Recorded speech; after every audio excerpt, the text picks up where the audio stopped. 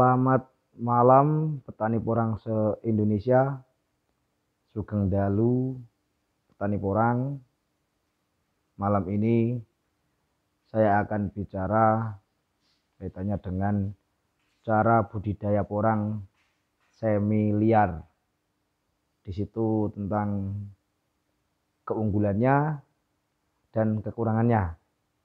Insya Allah akan kita kupas, akan kita uraikan berdasarkan pengalaman, berdasarkan hasil analisa dari kami, bahwa budidaya porang berdasarkan pengamatan kami dan pengalaman kami itu bisa dikategorikan menjadi atau bisa diklasifikasikan menjadi dua sistem. Yang pertama sistem semi liar, kemudian sistem budidaya intensif. Malam ini saya akan berbicara kaitannya dengan budidaya porang semi liar. Kenapa itu dikatakan semi liar? Karena di situ tidak membutuhkan perawatan yang intensif, artinya perawatan seadanya berdasarkan siklus alam atau mengikuti alam, baik di situ tentang masa tanam, habitat asli porang, kemudian masa panen. Nah, yang pertama kaitannya dengan budidaya porang semi liar itu yang pastinya porang itu habitat aslinya di hutan atau di pegunungan. Makanya kita cari lahan di daerah pegunungan, baik itu di semi naungan maupun naungan, baik itu tanahnya miring-miring ataupun tanah datar, yang penting itu di pegunungan atau hutan.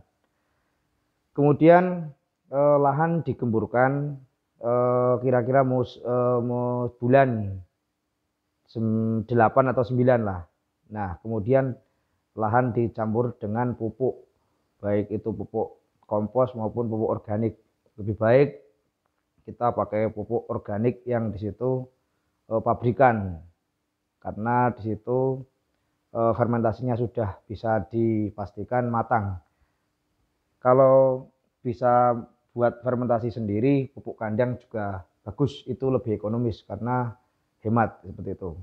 Kemudian tidak perlu dikoak, tidak perlu dicangkul. Hutan atau pegunung tinggal dikoak, dikasih pupuk dasar, itu pupuk organik sebagai pupuk dasar. Kemudian cari bibit terbaik, baik itu katak maupun umbi, dengan jarak tanam selera, tergantung bibitnya. Kalau besar ya jarak tanamnya setengah meter kali 1 meter lah. Mungkin kalau mau yang tanam umbi setengah kilo atau sekilo kan bisa saja. Kemudian kalau dari katak cukup 30-40 lah.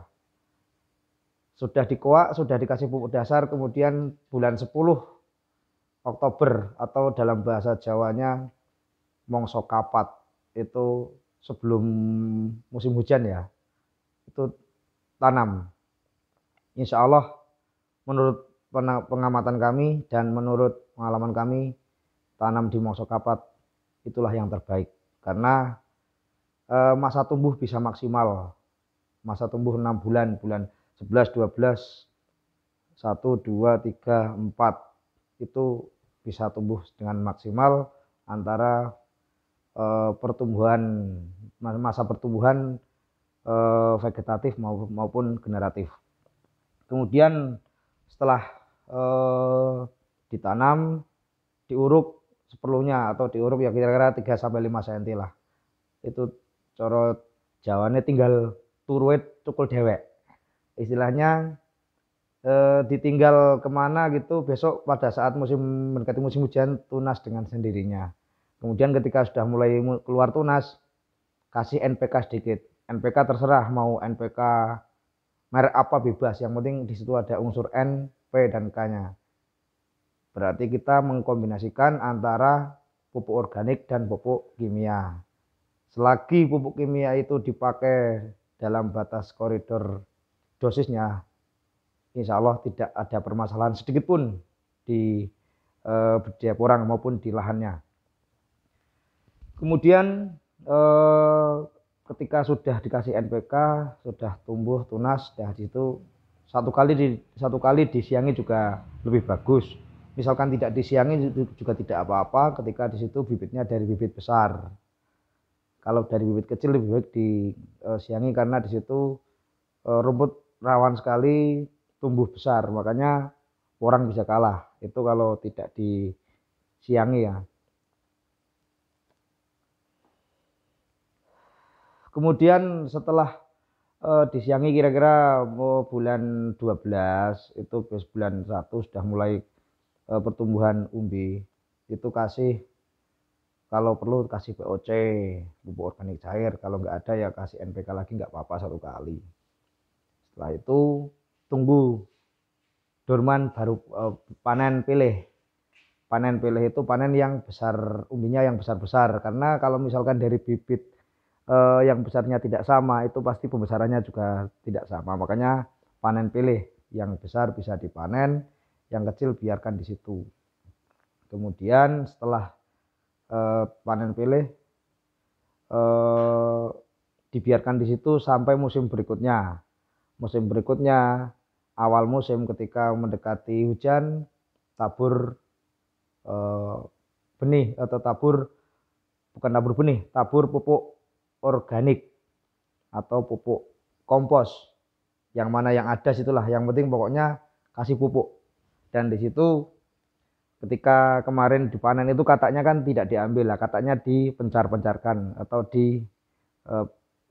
dijarangkan lah, jangan sampai numpuk-numpuk. Makanya kalau kata numpuk-numpuk di situ bisa gerombol, terlalu bergerombol juga kurang bagus.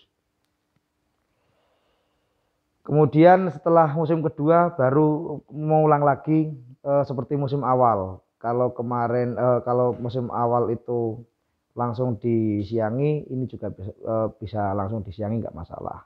Yang jelas satu kali tanam panen berkali-kali. Itulah salah satu keunggulan budidaya porang semi liar. Kemudian budidaya semi liar lagi, keuntungannya di situ modalnya sedikit. Kemudian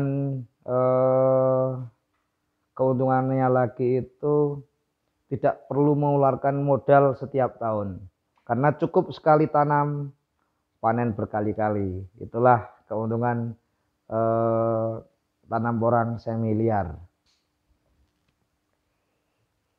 Nah, kekurangannya budidaya semi liar itu rumputnya atau gulmanya itu tinggi-tinggi atau tumbuh subur.